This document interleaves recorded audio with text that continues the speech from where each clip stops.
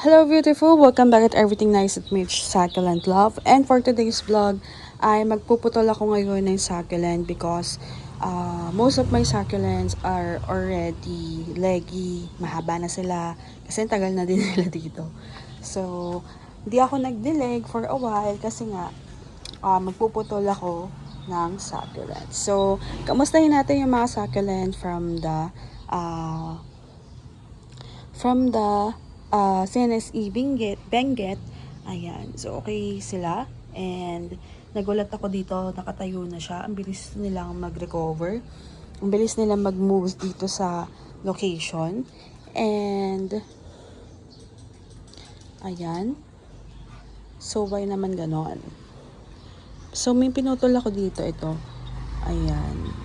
Ewan ko ba kung bakit naman pag nagpuputol ako hindi ako maswerte. Kaya medyo kinakabahan ako. Baka mamaya kasi pag nagputol ako, alam mo na, magkaroon ng problema. Oo, lumambot, ganyan. So, naghahanap ako ng gunting. So, nakakita na ako ng gunting at excited na akong gumupit. And also, kinakabahan ako kasi, anong tawag dito? Hindi ako talaga particular dito. So, namatay yung ano ko, grabe naman, namatay siya. Hindi ko din alam kasi ID nun eh. So, ayun, so sad. Naman ganyan. So, let's go, magupit na tayo.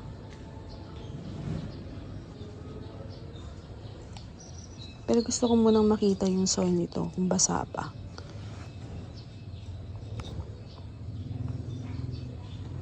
Let's use the finger. Ayan. Hala. Pati ang aking lawi. Hello beautiful! Welcome back at Everything Nice at Mitch Succulent Love. And for today's vlog ay maggugupit ako ng mga succulent kasi ang haba na nila. Ang tagal na kasi nila dito. A year na sila. And kailangan ko na silang gupitan. Oo, leggy na sila. And eto namatay. Hindi ko alam kasi yung ID niya. Pati yung lawi ko na isa is nasigpay. Nag-change kasi ako ng location because others got burned because of matinding araw. And ayun, ganyan, this is common na nangyayari sa akin. Hindi ko alam kung same tayo ng experience. If I change the location, some other died. So, I forgot those kasi nakalimutan ko na yung ganon na pag nag-change ng position. Others died. And ayun, kasi nasusunog yung iba, kaya ang naisip ko, ibahin sila ng situation, tsaka yung aking Laoshen, pangit na siya, kasi hindi naman siya naaarawan sa part na yon. And ayun, yun ang ganap. So, naisip ko nga na change ng position. So, yung variegated ko na friend Ives is also nasunog din yung mga variegated niya. Yes. So, ngayon, magugupit na ako. Medyo kinakabahan ako at the same time kasi hindi ako successful sa ganito. Pero matagal akong hindi nag-delay para sa kanila. Dahil plano ko nga maggupit. So, ayan. Others were okay. Meron pa naman ako ditong lawi na isa. And I'm planning to buy more of the lawis pa naman. Kaya lang wala akong makita. At saka mahal ng shipping, kaya nag-iisip pa ako. Oo. And ayan, nasunog na si Tinkerbell. Unti na lang ng Tinkerbell ko. So, ito yung galing kay CNS. Ayan. Ito, nagulat ako, tumayo na siya agad. So, yung silver bomb ko din is ganito, nasusunog. Kaya nilagay ko sila dyan. And start na ako maggupit-gupit. Oo.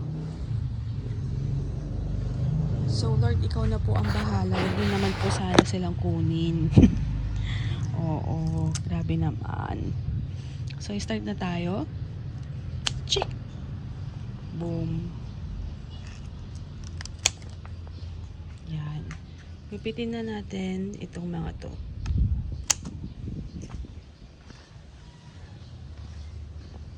Also, the variegated ones. Gupitin na natin. Kinakabahan ako, B.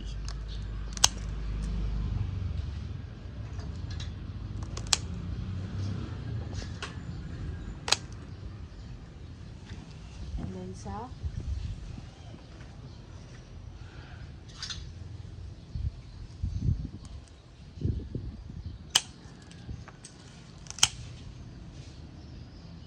yan, okay na yan.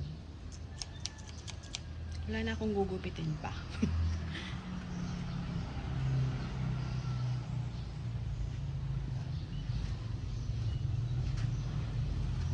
Cute ng tom-tom.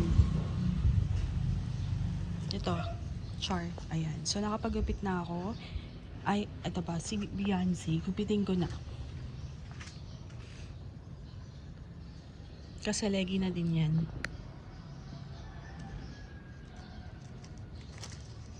Makunat. Ayan. So, when done, may mga new baby siya dito. Ayan. Ang lambot nila kasi hindi ako nagtubig talaga. So, ayan. So, ito na yung mga nakuha ko. Ayan.